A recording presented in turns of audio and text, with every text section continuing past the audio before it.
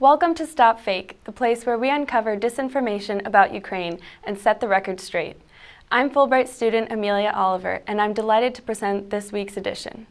Among the fakes this week, we present claims that Ukraine will conscript suspected criminals into military service. Did NATO Secretary General Jens Stoltenberg accuse Russia of splitting the alliance? Republican presidential candidate Donald Trump and his plans for the Baltic countries, and a new fake about refugees. That's this week's edition of Stop Fake News. So let's get to it. A representative of the self-proclaimed Luhansk People's Republic announced that the Ukrainian government will conscript criminal suspects into contractual military service, where convicted criminals and suspects under investigation will be organized into separate military units. Kiev is forced to do this because there's a shortage of men willing to serve in the Ukrainian armed forces, claims the separatist spokesman Igor Yashchenko. Many pro-Russian websites immediately reprinted this fake story. Ukrainian law does not permit suspected criminals to serve in the armed forces. Ukraine's elite National Guard also announces on its official website that individuals who are under pre-trial investigation or whose cases are in litigation are not eligible for contractual military service. Ukrainian armed forces have grown considerably since the Russian-supported war in eastern Ukraine began, and there is no shortage of troops. According to the Ukrainian Defense Ministry and the National Security Council, since Ukraine increased the salaries of contract military, the number of those willing to serve in the armed forces has greatly increased. The Russian website Ukraina.ru published a news story claiming that NATO Secretary General Jens Stoltenberg accused Russia of dividing the alliance and resorting to illegal actions, but at the same time he said that Russia is the only country fighting terrorists in Syria on a legitimate basis. The story is written in such a way that it is unclear when Stoltenberg said this and to whom. In a March 8th interview with CNN's Christian Amanpour, Stoltenberg answered questions about Russia and the war in Syria. In the video and the transcript of the interview, Stoltenberg says nothing about Russian illegal actions. Ukraina.ru manipulates Stoltenberg's actual words. He says that Russia is attempting to divide NATO members. Ukraina.ru claims that he is admitting that there is an actual split.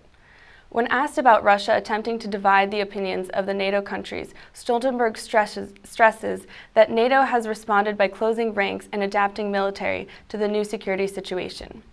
Stoltenberg said, "What we have seen over a long time is a more assertive Russia, using many different means to try to intimidate its neighbors and to try to also divide the NATO alliance. But we have responded to that by a strong unity in the NATO alliance, but also by adapting our military alliance to a new security environment." During his conversation with Amanpour, Jens Stoltenberg did not assess the legitimacy or legality of Russia's actions in Syria. In early March, several Russian websites published a story purporting to be an interview with Republican presidential candidate Donald Trump, in which he seemingly proposes resettling residents of the Baltic countries to Africa. The alleged source for this story is the American Forces Network and Dainius Radzevičius, a Lithuanian journalist who allegedly interviewed Trump. Recently, the Baltic states declared that they cannot progress because their neighbor is Russia. "We can help them out here. Their neighbors can be African countries. We'll resettle all the Balts to the African continent and move the African population to the Baltics, and we'll change the names of the countries accordingly." This quote is attributed to Donald Trump. American Forces Network never ran an interview with Donald Trump.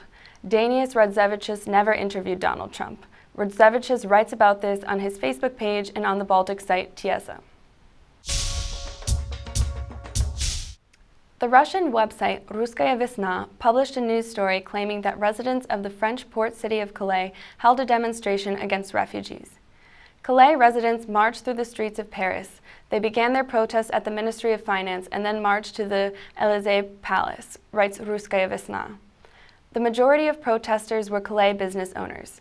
According to the French publication Le Point, which ran a detailed story about the rally, the merchants of Calais were not protesting against migrants and refugees, but against the dire economic situation that the region is currently in as a result of the large influx of refugees. They want the French government to recognize the damage that the arrival of migrants has caused to their businesses and declare the region as being in a state of exceptional economic catastrophe. The protesters are asking for a 10-year tax moratorium to revitalize the region and to compensate the 40% reduction in consumer demand. "We are neither for nor against migrants," insisted Antoine Ravissé, president of the association Great Gathering of Calais. The entrepreneurs of the port city want to restore the image of Calais, he said. During the rally, there were absolutely no signs with any anti-migrant slogans. Calais was once a very popular trading and shopping destination for scores of British tourists. Some Russian media were even more colorful in their coverage of the march. Russia's military television station Zvezda's headline for this story was, "Residents of Calais rise up against migrants." That's it for this week. You can always find fresh fakes set straight on the StopFake website. Be vigilant, beware of fakes, and if you spot any disinformation about Ukraine, forward it to us for a truth autopsy. We'll see you next week. I'm Amelia Oliver. Thanks for watching StopFake.